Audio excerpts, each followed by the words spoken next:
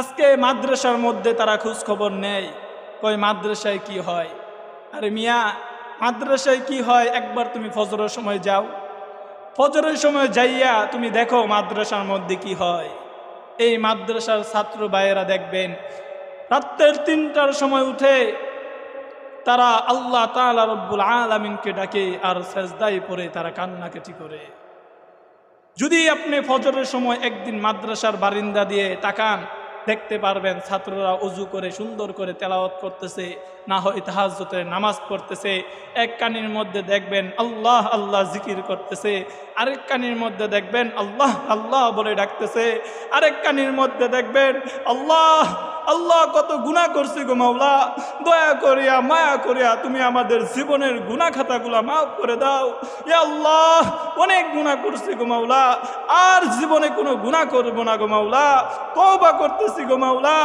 এইভাবে মুখ দেখবেন ছেলেরা আল্লাহ তাআলা রব্বুল আলামিনের দরবারে কান্নাকাটি করে।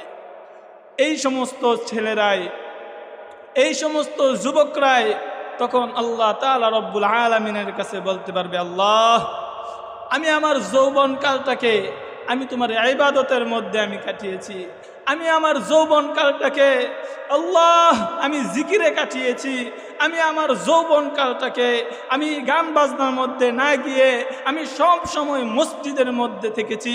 এ আল্লাহ, এই যৌবনকালটাকে আমি হেফাজত করার চেষ্টা করেছি মাওলা। তখন আল্লাহ তাআলা তার যৌবনকালের দিনগুলো আল্লাহ তাআলা দেখবেন সে কি সত্যি তাহাজ্জুদের সময় আল্লাহ তাআলা কি ডাকছে কি ডাকে নাই। দেখা যাবে হ্যাঁ, ওই বান্দা তো তাহাজ্জুদের সময় আল্লাহ তাআলাকে ডাকছে। দেখা যাবে ওই মাদ্রাসার ছাত্ররা তাহাজ্জুদের সময় উঠে কোরআন শরীফ তেলাওয়াত করতেছে। দেখা যাবে ওই উমুক বান্দা আবার মসজিদের এক কানের মধ্যে বসে বসে সে জিকির করতেছিল। সবগুলো আল্লাহ তাআলা রব্বুল আলামিন দেখবেন, তারপর তাদেরকে বলবেন, যাও যাও আমি তোমাদেরকে আরশে আজিমের ছায়াতলের মধ্যে তোমাদেরকে স্থান দিলাম। তাহলে দেখেন আল্লাহ তাআলা রব্বুল আলামিন ওই হাসরের ময়দানের মধ্যে যুবকদেরকে ডাক দিয়া বলবে, হে যুবকরা হিসাব দাও, হিসাব দাও। তোমাকে আমি একটা যৌবনকাল দিয়েছিলাম, এই যৌবনকালটাকে তুমি কোন কাজে ব্যয় করেছো? যারা যৌবনকালটাকে সঠিকভাবে ব্যয় করতে পারে নাই তারা আল্লাহ তাআলা রব্বুল আলামিনের কাছে কিচ্ছুই বলতে পারবে না। যারা গান বাজনার মধ্যে গিয়েছে তারা চুপ হয়ে বসে থাকবে। যারা বন্ধু বান্ধবদের নিয়ে হেলাই খেলাই কেটেছে তারা চুপ হয়ে দাঁড়িয়ে থাকবে। আল্লাহ তাআলা রব্বুল আলামিনের কাছে কিছুই বলতে পারবে না। তাদের জন্য হলো পুরা কপাল, তারা কিছুই বলতে পারবে না, তাদের মুখের মধ্যে তালা লাগানো থাকবে। দেখেন ভাই ও দুস্থ বুজুর্গ, এই যৌবন কালটাকে আমি একটা উদাহরণ দেই, দেখেন বুঝতে পারেন কিনা। একটা নারিকেল গাছের দিকে তাকান। আল্লাহ তাআলা রব্বুল আলামিন দুনিয়ার মধ্যে অনেক ধরনের নিয়ামত দিয়েছে। এই যৌবনকালের মধ্যে বান্দা শুধু আল্লাহ তাআলা রব্বুল আলামিনের নিয়ামত ভোগ করে আর আল্লাহ তাআলা রব্বুল আলামিনের নাফরমানি করে। এই যুবক বয়সে কত ধরনের নিয়ামত সে খাইতেছে, কিন্তু আল্লাহ তাআলা রব্বুল আলামিনকে একদিনও ডাকে নাই। কত ধরনের নিয়ামত আল্লাহ তাআলা রব্বুল আলামিন দিয়েছেন।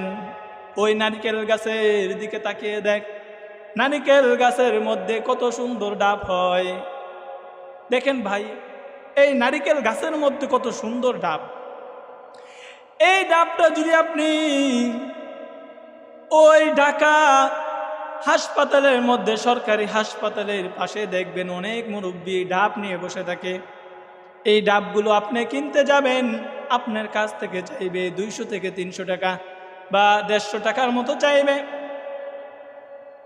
কিন্তু কাঁচা ডাব, সেটার ভিতরে নারকেল নাই, শুধু পানি আর পানি।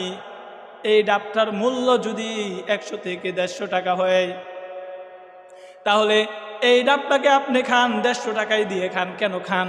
কারণ আপনি জানেন এই ডাবটার মধ্যে আল্লাহ তাআলা রব্বুল আলামিন পুষ্টি দিয়েছে। কারণ এটার মধ্যে পুষ্টি আছে, এই জন্য ডাক্তাররা বলে রুগীকে পারলে ডাবের পানি এনে খাওয়ান, আর মানুষগুলো ওই ডাক্তারের কথা শুনে ডাব কিনে নিয়ে আসে। সেই ডাবটা কিনতে গেলে 200 টাকা 300 টাকা এরকমও চায়।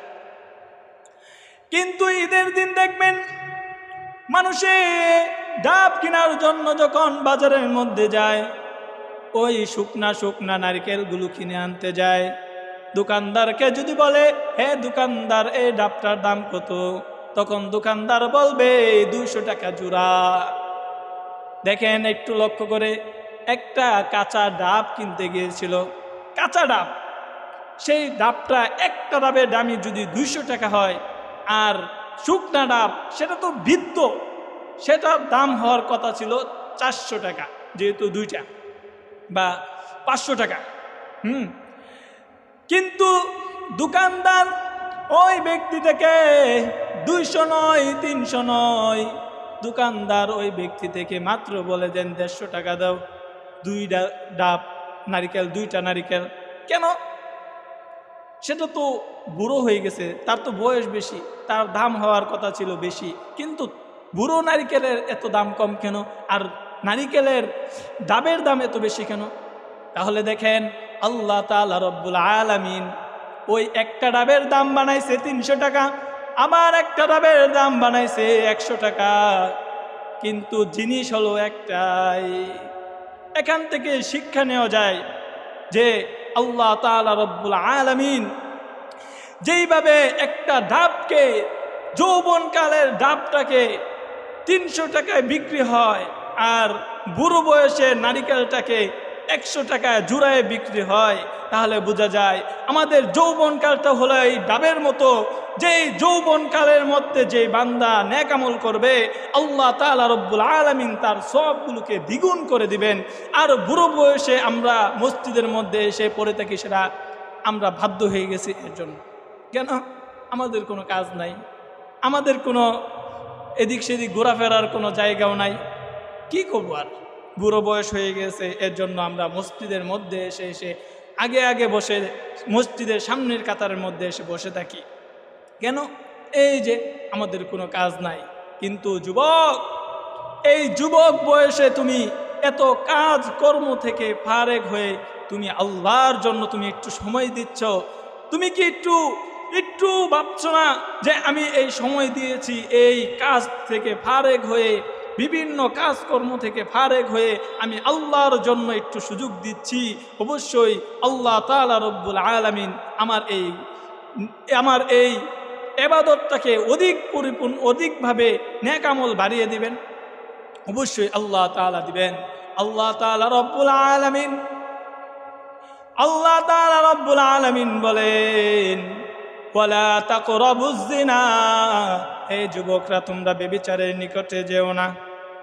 কেন বললেন? এই যুবকরা মনে রাখবা, এই যৌবনকালটা হলো এমন একটা জিনিস, শয়তানে তোমাদেরকে ধোঁকা দিবে, শয়তানে তোমাদেরকে বিভিন্ন ধোঁকার মধ্যে ফেলে বিভিন্ন অপকর্মের মধ্যে ধাবিত করবে। এই যুবকরা এই সময় তোমরা কঠোর হেফাজত থাকবা, অনেক সতর্ক থাকবা, যেন শয়তান তোমাদেরকে কোনোদিন ধোঁকা দিতে না পারে। আর যদি শয়তান তোমাদেরকে ধোঁকায় দিয়ে ফেলে, তাহলে সাথে সাথে আল্লাহর কাছে তওবা করবা, আল্লাহ, হে আল্লাহ, শয়তানের ধোঁকায় পড়ে গো আল্লাহ, গুনাহ হয়ে গেছে গো মাওলা, দয়া করিয়া মায়া করিয়া আপনি আমাদেরকে ক্ষমা করিয়া দেন। তুমি আল্লাহর কাছে কান্নাকাটি করবা, অবশ্যই আল্লাহ তাআলা রব্বুল আলামিন তোমাকে ক্ষমা করে দিবেন। তাহলে আমি বলতেছিলাম, ওয়ালা তাকরাবুজ জিনা, আল্লাহ তাআলা রব্বুল আলামিন এই আয়াতের মধ্যে বলতেছেন তোমরা ব্যভিচারের নিকটেও যেও না। তাহলে বোঝা যায় এই ব্যভিচারটা হলো একটা চুম্বক জিনিস। একটা চুম্বক যেমন লোহাটাকে দূর থেকে তার কাছে নিয়ে আসে, এই ব্যভিচারটা হলো এমন একটা যুবককে, যদি যুবক ব্যভিচারের নিকটে যায় তাহলে ব্যভিচার যুবকটাকে টান দিয়ে তার সাথে সম্পৃক্ত করে ফেলে। এই জন্যই আল্লাহ তাআলা রব্বুল আলামিন বলেন, ওয়ালা তাকরাবুজ জিনা, হে যুবকরা তোমরা কখনো এই ব্যভিচারের নিকটেও যাও না। দেখেন আল্লাহ তাআলা রব্বুল আলামিন বলেন নাই তোমরা ব্যভিচার করো না। যদি বলতো যে যুবকরা তোমরা বেবিচার করো না, তাহলে একটা বোঝা যাইতো যে আল্লাহ তাআলা এখানে করার কথা বলেছেন। কিন্তু আল্লাহ তাআলা রব্বুল আলামিন কত সতর্ক হয়ে করে দিয়েছে এই আয়াত দ্বারা যে তোমরা বেবিচারের নিকটেও যেও না, কারণ এটা হলো একটা চুমুক।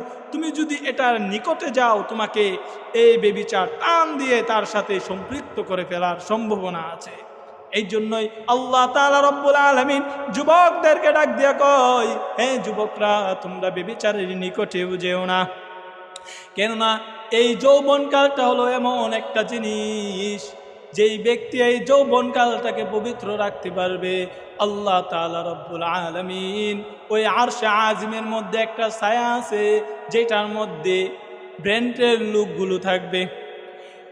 সারা জিন্দেগীর মধ্যে যেই যৌবনের মধ্যে তার কোনো দাগ নাই, ওই ব্যক্তিকে ওই আরশে আজিমের মধ্যে ছায়া দেওয়া হবে। যেই আরশে আজিমের নিচে নবীগণরা থাকবেন, যে আরশে আজিমের নিচে পয়গম্বররা থাকবেন, যে আরশে আজিমের নিচে শহীদরা থাকবেন, যে আরশের নিচে আল্লাহ তাআলা রব্বুল আলামিনের নৈকট্যশীল বান্দারা থাকবে। আল্লাহ তাআলা রব্বুল আলামিন ঘোষণা দিয়ে দেন, হে বান্দারা তোমরা যদি তোমাদের যৌবনকালটাকে সঠিকভাবে কাজে লাগাতে পারো, এই যৌবনকালের মধ্যে যদি একটা দাগ না বসাও, তাহলে আমি আল্লাহ তোমাদেরকে ওই হাসরের ময়দানের মধ্যে আরশে আজিমের নিচে ছায়া দেব, ওই ছায়া তলে তোমাদেরকে থাকতে দেব। তাহলে যুবকরা তোমরা সব সময় সতর্ক থাকবা যেন আমার দ্বারা কোনো ধরনের গুনাহ না হয়ে যায়। আর যদি শয়তানের ধোঁকায় পড়ে গুনাহ হয়েই যায়, তাহলে আল্লাহর কাছে তুমি কান্নাকাটি করবা, তাহাজ্জুদের সময় উঠে যাইবা, তাহাজ্জুদের সময় উঠে আল্লাহর কাছে চাইবা আর বলবা, আল্লাহ গুনাহ করে ফেলছি গো মাওলা, গুনাহ করে ফেলছি। কারণ আল্লাহ তাআলা রব্বুল আলামিন ওই শেষ রাত্রে প্রথম আসমানের মধ্যে আসেন। প্রথম আসমানের মধ্যে আসার পর বান্দাদেরকে বলেন, হে বান্দা তোমার কি দরকার, তোমার কি লাগবে, তুমি আমার কাছে চাও, আমি মাওলা তোমার সেটা পূরণ করে দেব।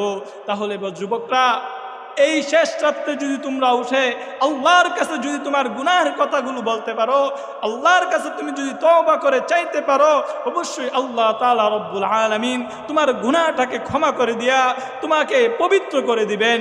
হে যুবকরা, আজকে থেকে তোমরা সব সময় নিয়ত করবা, আল্লাহ আমি আজকে থেকে নিয়ত করতেছি, যখন ফজরের সময় হয়ে যাবে, তাহাজ্জুদের সময় হবে, আমি প্রতিদিন তাহাজ্জুদের নামাজ পড়ার জন্য উঠব, আমি প্রতিদিন আপনাকে ডাকব, আমি প্রতিদিন তাহাজ্জুদের নামাজ আদায় করার পর আমি জিকিরের মধ্যে বসব। এই নিয়ত আজকে থেকে করেন, আল্লাহ তাআলা রব্বুল আলামিন অবশ্যই আপনাকে দেখবেন তাহাজ্জুদের সময় ঘুম থেকে তুলে দিবে।